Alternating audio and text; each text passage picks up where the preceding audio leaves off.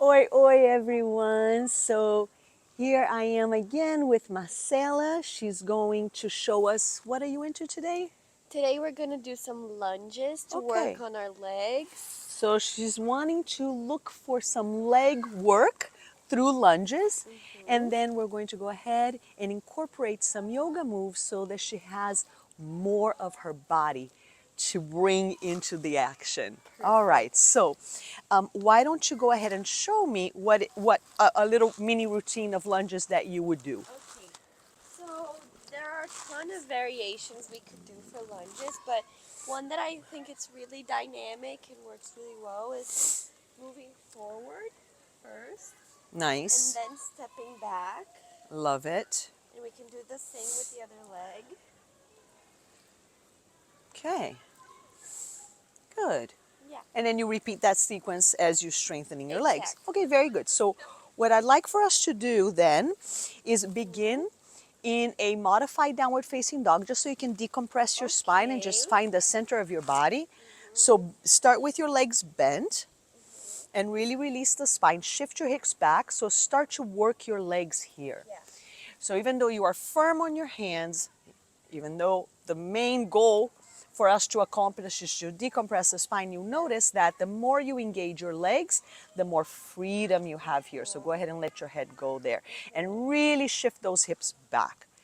Good. Now, maybe start to strengthen those legs a little bit without losing this. So, right, that's little, the top of the triangle of your sacrum is pressing down. Okay, very good. And then from here, reach the right leg back.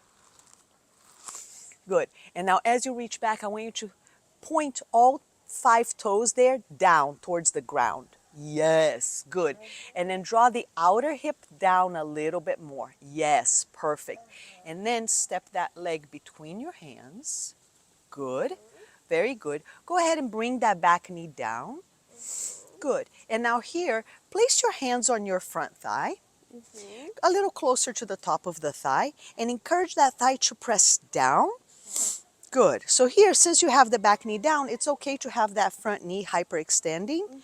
Good. So you're just giving yourself a nice opening of the psoas on that left leg, the straight leg. You can feel that, right? I do. Very nice. And then here too, you can begin to notice that the more you engage through those legs, the more you can feel that lightness of the vertebrae, even though you're not inverting, even though gravity is not taking you down, you can envision gravity from the top of your head lifting you up. Yeah.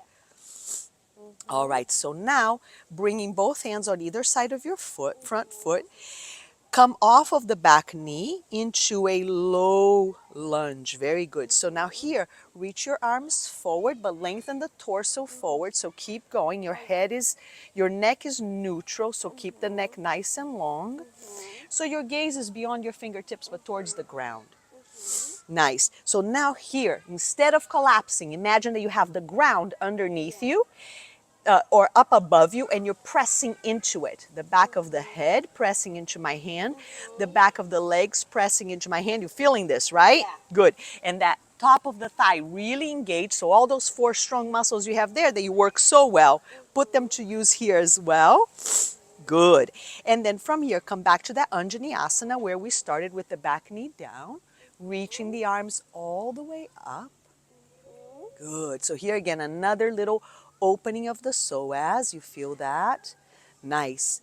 And then from that base, a strong base from the pelvic floor down, you press down. And then having that now, lift up a little taller and maybe even look up and see these beautiful flowers we have here. Nice. Good. So let's go ahead and come back to downward facing dog, Adho Mukha Svanasana. Again with the legs slightly bent, ensuring that the torso is dropping off of the pelvis. Good. And then you may feel that you can straighten the legs a little bit, but don't force it. You got it. Good. And now let's take the left leg back. Good. Lift it all the way up. And again, the toes pointing down, the outer hip pointing down. I know you don't get to go as high here, but you get to bring more of the body with you. And then step that foot between the hands. Beautiful. Good. Back knee down. And let's take Anjaneyasana once again. Reach. Oh, before we reach up, let's take the hands right. You can take your hands right to the top of the groin, right about Right. here, and really encourage that to come down as you lift your torso up. Yeah. Good. So, still working the psoas of that back leg, but now Yes. go ahead and engage the outer glute of the front leg a little bit more. Good. You feel that? Good. So everything here from your base is just, it's engaged, it's supporting you, and then go ahead and reach up and maybe look up. Nice. And then let your arms be an extension of the spine. So expanding out through the arms, the hands, the fingers are soft, the gaze is soft. You just enjoy that shape that your body can be in, or any variation of that shape that your body can be in. It should feel good. Yeah, never like you're forcing anything. And then from here, let's go ahead and step the hands forward. Nice. And back knee down, back knee up. Good. And then here again, can you reach the arms forward? Nice. Lengthen, breathe, find that steady ground. Very good. And then arms come down. One more time in Anjaneyasana. Reaching up. Breathe. Good. So allow your breath to help you. And as much as you can, breathe in and out of your nose, because that will bring more of that relaxation response. That will slow down the breath. Good. And then downward facing dog, Adho Mukha Svanasana, 1/3 final time. Beautiful.